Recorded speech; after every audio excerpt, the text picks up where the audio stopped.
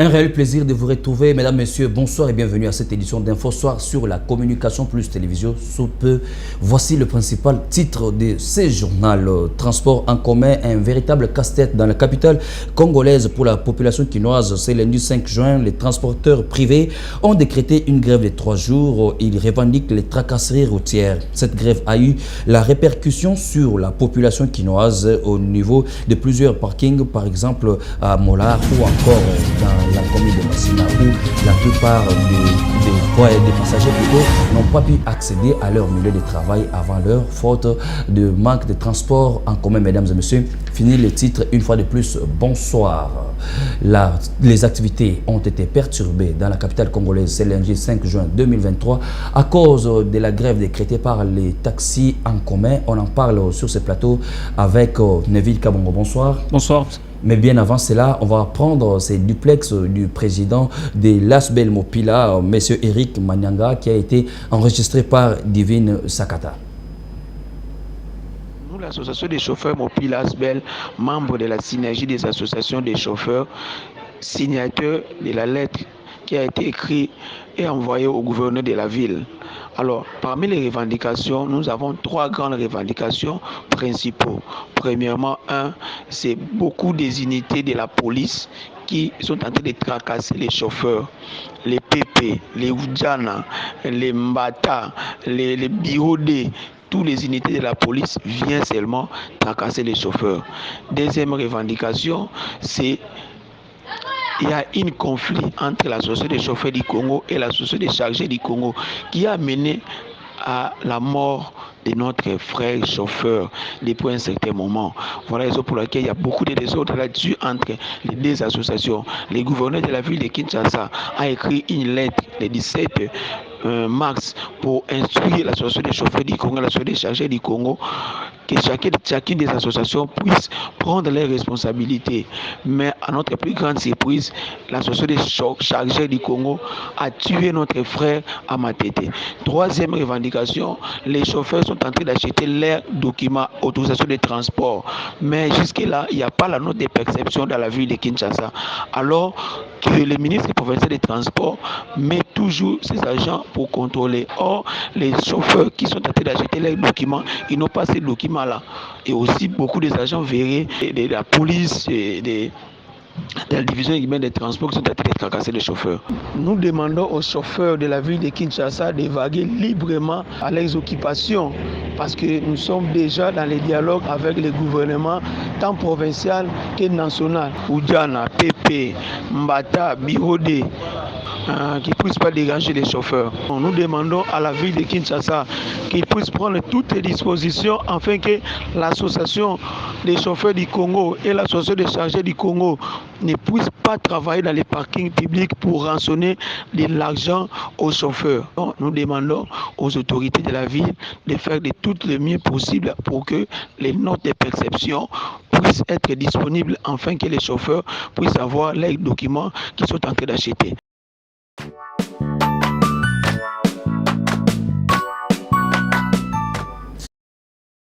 Eric Manyanga, président de l'ASBEL Mopila, un syndicat des chauffeurs. Neville Kabongo, déjà il lance un appel à tous les chauffeurs de vaquer librement à leurs occupations. Vous pensez que son mot d'ordre, son appel sera respecté par tous les chauffeurs déjà lundi, mardi et mercredi parce que la grève c'est pour 3 jours? Bon, je ne sais pas. Voyons voir les résultats demain, mais seulement que j'espère que puisqu'ils sont pour parler avec les autorités, j'espère que les autres chauffeurs pourront suivre les pas et puis continuer en attendant que la solution soit trouvée. Mais selon vous, qu'est-ce qui peut être la cause principale de cette problématique qui finit par créer la grève dans la capitale congolaise? Les activités ont été déstabilisées, paralysées, mais il y a eu aussi certains coins de la ville où on a constaté même certaines personnes s'en prendre à ceux qui voulaient quand même venir à la rescousse de la population par rapport au transport en commun. Justement, aujourd'hui, on a assisté à des scènes incroyables, peu habituelles en fait. Ce qu'il faut retenir, c'est que les causes sont les mêmes. Le président d'ailleurs de cette association a bien évoqué, a bien ciblé ces problèmes, c'est-à-dire que cette tracasserie qui serait à la base de ceci et aussi, quelque part, suite au décès de ces 2 chauffeurs qui ont été sauvagement assassinés alors qu'ils faisaient leur travail. Mais cette grève, bien entendu, ne concerne pas seulement les chauffeurs de taxi, mais même les conducteurs de taxi-moto. Et on a toujours remarqué parfois, il y a des endroits où l'on accepte que les motards accèdent à la Gombe et on refuse pour les autres. Et qu'est-ce qui fait cette injustice pour les uns et les autres? Alors, ça aussi, c'est ça le problème. C'est ça vraiment le problème que nous connaissons ces derniers temps à Kinshasa, où, comme vous l'avez évoqué, le Gombe est pénétré par certaines personnes et les autres non. On ne sait pas qui sont ces personnes. On devait en fait régulariser, l'État devait régulariser ces secteurs. Donc, d'où l'on sent l'opacité dans la gestion du transport en commun à Kinshasa de la part des autorités. Ça serait mieux aujourd'hui que les ministères de tutelle puissent bien faire les choses, c'est-à-dire travailler en amont et en aval pour trouver des solutions, parce qu'on ne restera pas avec les mêmes problèmes et qui causent les mêmes effets, puisqu'aujourd'hui on se voit encore privé des transports en commun pendant...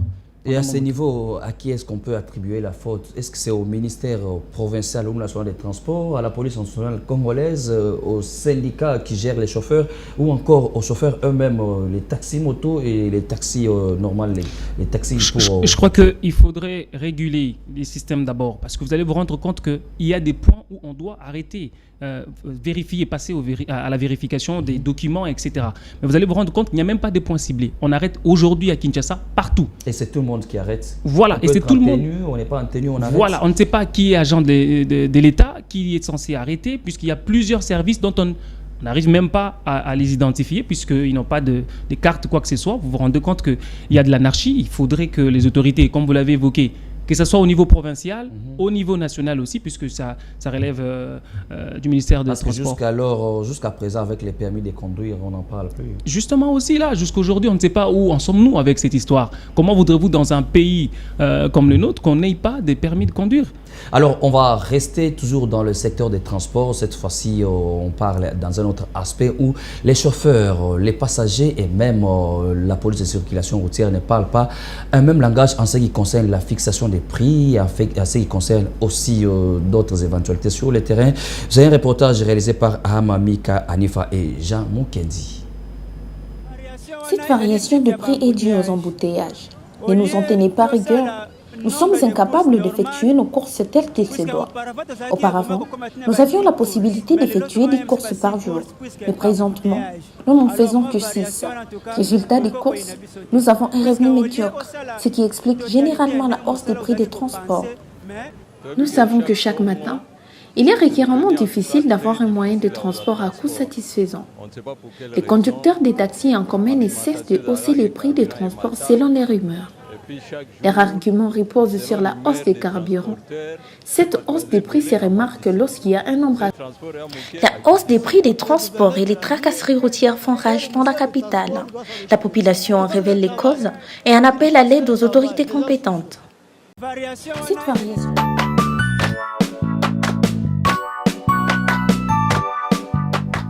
Alors, juste un petit commentaire par rapport à ce sujet, parce que l'hôtel de ville avait fixé le prix des transports en commun et par moment, chaque chauffeur fixe le prix selon le trajet, selon ce qu'il veut et selon les moments aussi.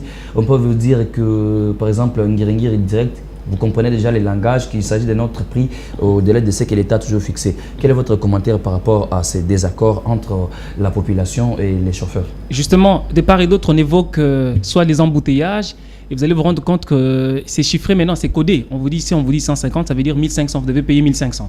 Donc allez-y comprendre qu'il y a de l'anarchie, allez-y comprendre que tout n'est pas structuré. En fait, il faudra que le gouvernement, soit provincial ou national, essaye de restructurer les choses. Je me répète un peu parce que ça va de leur responsabilité. Ça va de leur responsabilité pour qu'on arrive à finir en fait avec tout ça. Vous vous rendez compte que pour chuter, la population s'est plainte, mais de part et d'autre, les chauffeurs s'est plaint. Mais comment on va faire? Qu'est-ce qu'il faudra faire? Et c'est au gouvernement de donner des pistes de solutions. Alors, on va changer de chapitre pour parler cette fois-ci de tout à fait autre chose. Il s'agit du 10e sommet extraordinaire des chefs d'État et de la conférence internationale sur la région des Grands Lacs qui s'est tenue à Luanda, en Angola, le samedi 3 juin 2023. Le président de la République démocratique du Congo, Félix-Antoine Tshisekedi Tshilombo, avait également pris part à ces assises. Alors, question, Neville, sur base de quoi la CIRGL a tenu ces sommets? Alors, la situation, c'est sécurité sur base de la situation sécuritaire dans la partie est de notre pays, qui était d'ailleurs au centre de ce 10e sommet extraordinaire de conférence sous l'égide du président Joao Lourenço, président de l'Angola, facilitateur désigné. Quant à ce. Et qu'est-ce qu'on peut retenir des résolutions prises par rapport à ces sommets? Justement, alors, ces sommets a réaffirmé la nécessité urgente de renforcer la coordination ainsi que l'opérationnalisation du cadre pour la surveillance de l'évaluation de la mise en œuvre du cessez-le-feu et du retrait de M23 des territoires occupés en RDC, mais aussi d'accélérer le retrait des positions et territoires occupés et à donner la priorité au processus de cantonnement ainsi qu'à la nécessité de rétablir l'autorité de l'État dans des zones désoccupées. Ensuite, les sommets a également condamné toute tentative du M23 ou du groupe FDLR, FOCA, Red Tabara, des ADF et d'autres groupes armés de fortifier leur présence afin de relancer les activités, les hostilités, dans les zones occupées. Dans les activités du président de la République, Félix-Antoine Tshisekedi Tshilombo, plusieurs audiences et rencontres ont été organisées au courant de la semaine qui vient de s'achever à Kinshasa comme ailleurs. Alors, on en parle dans la semaine du président, dans une sélection et réalisation des Ado Moshi. Le retour du président Tshisekedi au pays après 4 jours de séjour en Chine où il était en mission officielle, mais également la signature du protocole d'accord avec le procureur général de la CPI, sans oublier le 5e conseil de ministres ont marqué la semaine du président Félix Tshisekedi. Alors, on va parler tout à fait autre chose à présent. Il s'agit de l'environnement. L'humanité célèbre le 5 juin de chaque année la journée mondiale de l'environnement. Alors, pour cette année, la solution à la pollution plastique à plusieurs activités ont été organisées. Voilà, j'allais dire, la solution à la pollution plastique, c'est le thème choisi pour cette année à marge de la célébration de cette journée. On en parle avec Neville Kabongo. Quel est le but de la journée mondiale de l'environnement en RDC ou dans le monde? Justement, le but est d'encourager la sensibilisation et les actions mondiales en faveur de la protection de notre environnement. Et statistiquement parlant, combien de tonnes de déchets plastiques sont déchargés dans le monde jusqu'à ce jour? Alors, ce qu'il faut retenir, c'est que plus de 430 millions de tonnes de plastique sont produits chaque année dans le monde. La moitié est conçue pour être utilisée une seule fois et moins de 10% au total sont recyclés et 13% à 19% sont emportés par les rivières et le fleuve. Donc, ce qu'il faut retenir, c'est que l'environnement est notre source de nourriture et d'eau potable. L'air et surtout les déchets emboutés en plastique qui freinent la circulation des rivières. Par exemple, à Kinshasa, à Kalam, lorsqu'il pleut, il n'y a pas moyen que les eaux puissent bien couler. Les eaux parviennent à déborder de leur lit parce qu'on jette les immondices et des déchets en plastique dans les rivières. Justement, d'où l'importance de pouvoir avoir ce qu'on appelle les mécanismes de recyclage. Donc, il faut les collecter et aller voir comment on peut les utiliser. Et brièvement, qu'est-ce qu'on peut retenir de cette journée?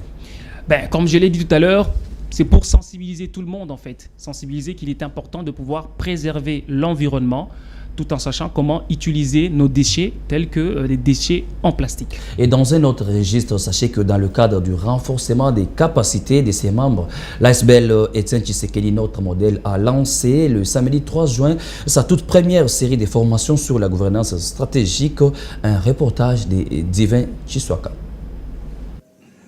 Donc lorsque le plan de société est vraiment un contenu de vision, de partage, de prise en compte des problèmes à résoudre.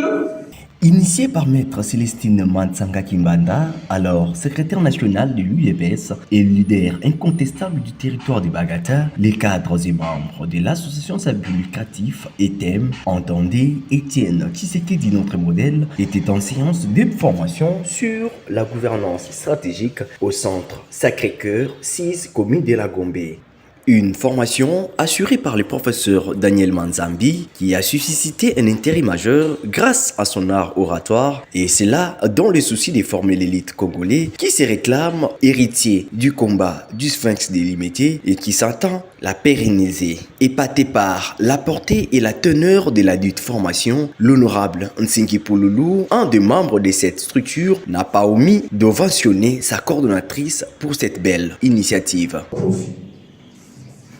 Ne minimisez pas parce que c'est gratuit. C'est bien. Mettez ça au profit. Et c'est très bien si les fédéraux, les communaux, les chargés de formation, de l'idéologie du parti suivent ce genre d'éléments. Parce que le vide intellectuel s'est fait sentir dans beaucoup de chefs, des dirigeants des partis politiques. Faisons un club des gens qui reflètent le modèle de James Tshisekedi. Faisons un club. Signalons également que cette formation est ouverte à tous ceux qui aimeraient accroître leurs connaissances sur la bonne gouvernance et connaître la vraie histoire de l'homme, du peuple d'abord. Œuvrant pour la bonne gouvernance ainsi que la promotion des valeurs républicaines, l'ASBEL Etienne Tshisekedi, notre modèle, offre un cadre idéal de réflexion et de partage des idées pour la bonne marche du pays et s'est dit ouverte à toute structure sociopolitique engagée du bon côté de l'histoire pour la bonne marche du pays.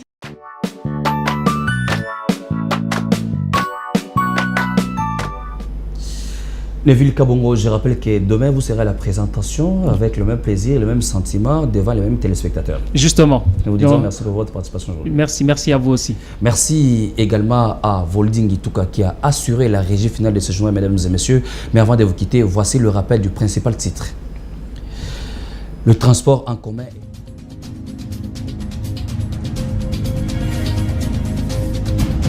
Une grève de 3 jours, ils revendiquent les tracasseries routières dont ils sont victimes.